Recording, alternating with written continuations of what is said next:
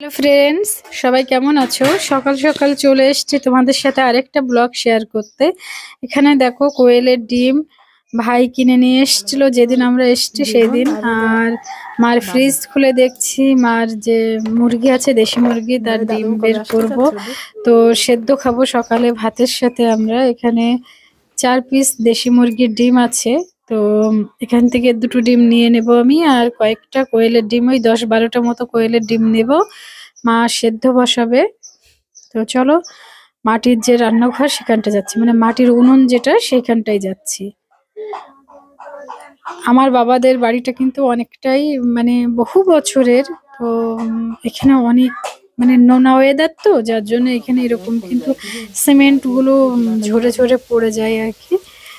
যাই হোক, এই যে রান্নাঘরে চলে এসেছি, ডিমটা দিয়েও দিয়েছি। মা এখানে রান্না করছিল, ভাত হয়ে গিয়েছে আর তেল দিয়ে দেওয়া হয়ে গিয়েছে।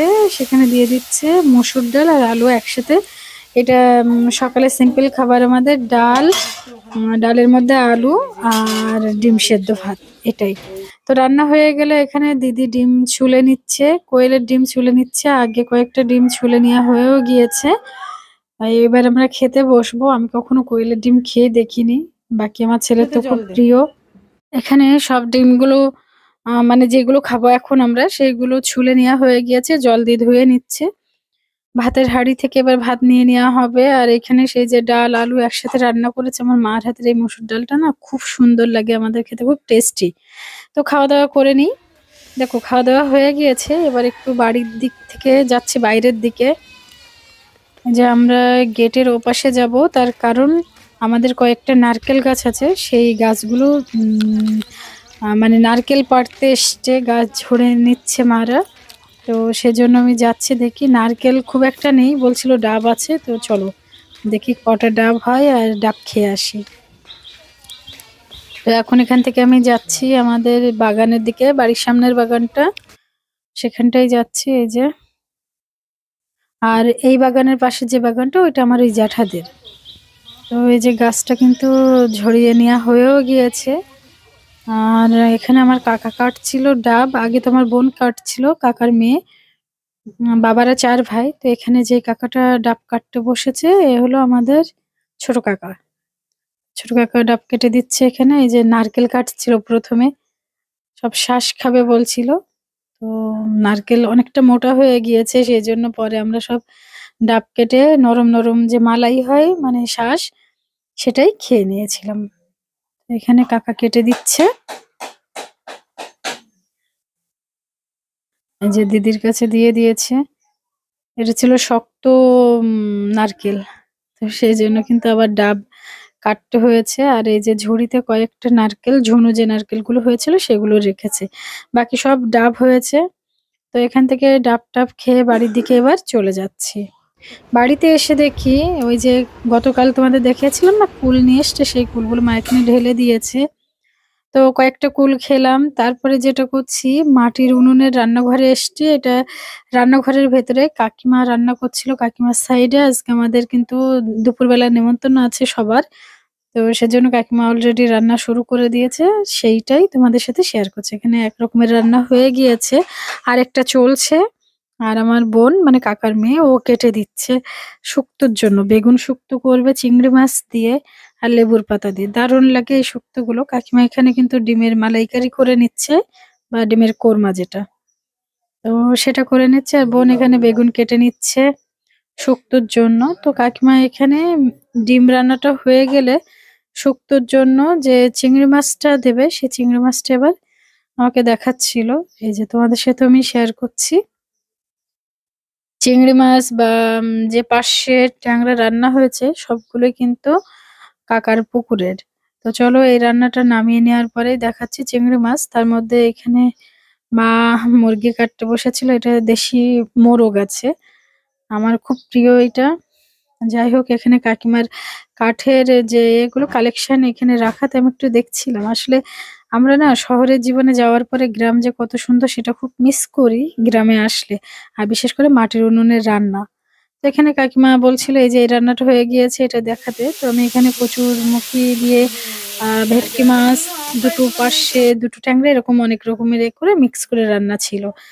তো যাই হোক ওই যে বেগুন শুক্তোর সাথে চিংড়ি মাছটা দেবে বলছিলাম না? এই যে সেই চিংড়ি মাছটা কাকার পুকুরের কিন্তু। তো কাকিমা সেটাকে আগে রান্না করে নিচ্ছে মানে ভেজে নিচ্ছে। তারপরে শুক্তোটা উঠিয়ে দেবে। যে বসিয়ে দিয়েছে। রান্নাটা হয়ে যাক পরে শেয়ার করছি কি রান্না হয়েছিল। তার মধ্যে আমরা একটু আবারও বাড়ির বাইরে যাচ্ছি। কেননা আজকে সন্ধ্যাবেলায় ফুচকা পার্টি করব আমরা। এর জন্য ধনেপাতা লাগবে। তো জ্যাঠাদের যে বাগানটা আছে, যে ওদের বাগানটাই যাচ্ছি। সকালে আমাদের বাগানে গিয়েছিলাম ডাব নিয়ে এসছি, তার পাশের বাগানটা। তো জ্যাঠাদের বাগানে যাই। ওরা কয়েক রকমের গাছ লাগিয়েছিল। তো সেখানে ধনেপাতা গাছও আছে। যাচ্ছি সেখান থেকে কয়েকটা ধনেপাতা তুলে নিয়ে আসতে। এই যে এখানে টমেটো হয়েছে, তারপরে লাল শাক, এই যে এই ধনে গাছে কিন্তু ফুল ফুটে গিয়েছে, তাই এগুলো এখন খাওয়া যাবে না। এর সাইডে যেটা আরো খাওয়ার জন্য ধনেপাতা আছে সেইগুলো নেবো আমরা, এই গাছ থেকে আর নিচ্ছি না। তারপর এর মধ্যে আরো কি পেঁয়াজ, তারপর রসুন অনেক রকমের গাছ ছিল। এই যে এগুলো বিট কপি গাছ আছে, ওলকপি আছে। এখান থেকে এবার ধনেপাতা কয়েকটা উঠিয়ে নেব। তারপরে বাড়িতে আবার চলে যাচ্ছি আমরা। এই যে ধনেপাতাগুলো উঠাতে বসে গিয়েছি। আর এইগুলো না খুব ভালো লাগে। আমাদের এই দিকটা কিন্তু এই শাকসবজি এরিয়া না। তারপরেও এখন অনেকেই বাড়িতে এগুলো লাগিয়ে থাকে। বাড়িতে এসছি, এসে দেখি আইসক্রিম নিয়ে এসছে ভাই, যেটা দিদি দিয়েছে খেতে আমাদেরকে।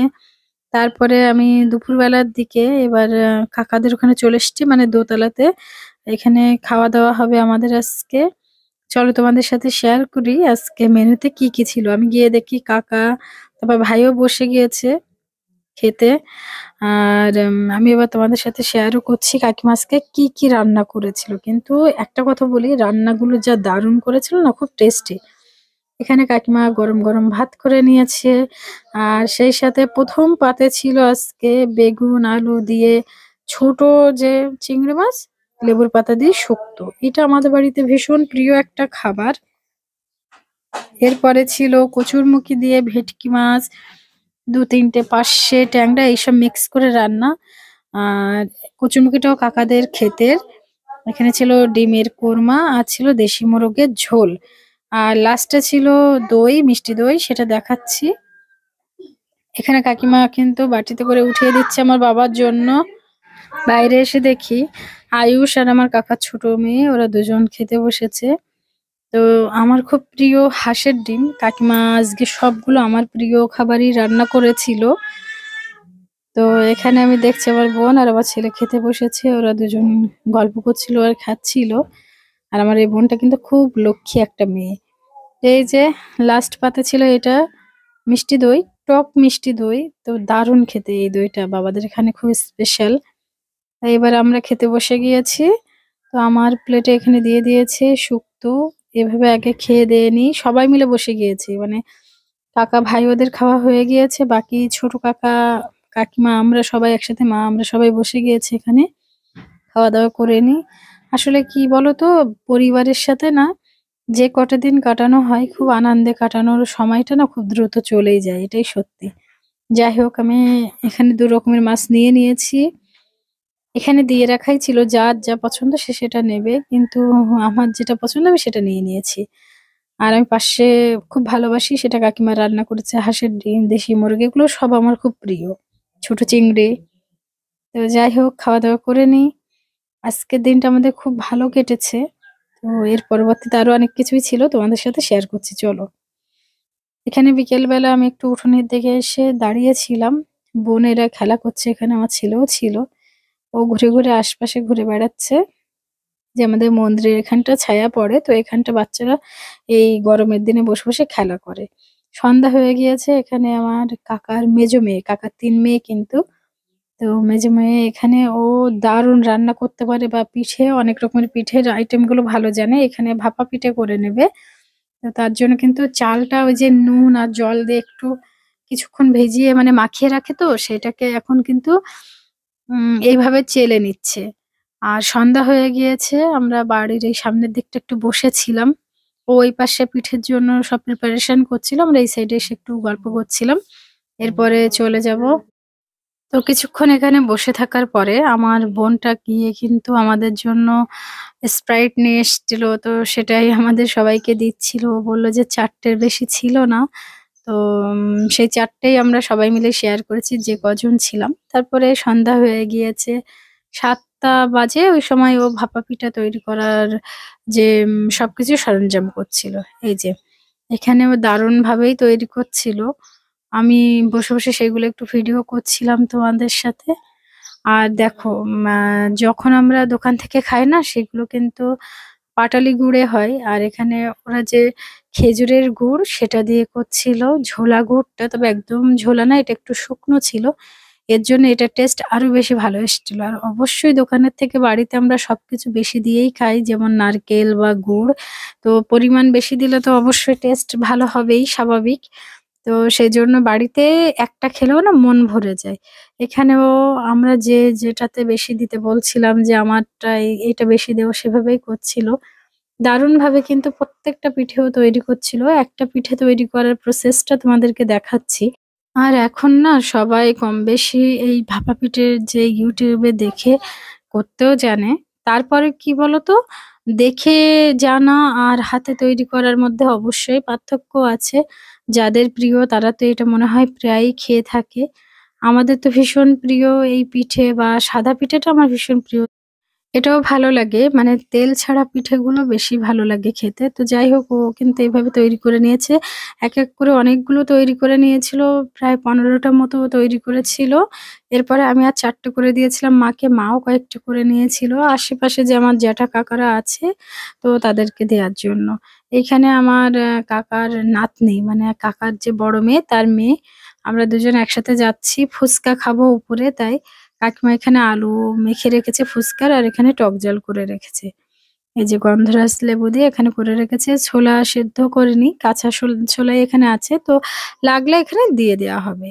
আমার ছোট বোনটা এখানে পড়াশোনা করছিল। আমি একটু ওখানে গিয়ে বসেছিলাম। তারপরে শুরু হয়েছিল আমাদের ফুচকা পার্টি। এখানে ফুচকা কিন্তু যেটা চিপস ফুচকা ওটা ভেজেই রাখা হয়েছিল। যে যার মন মতো খেয়েছে। ব্যাস আজকের ব্লগটা এটাই ছিল। আশা করি ভালো লেগেছে।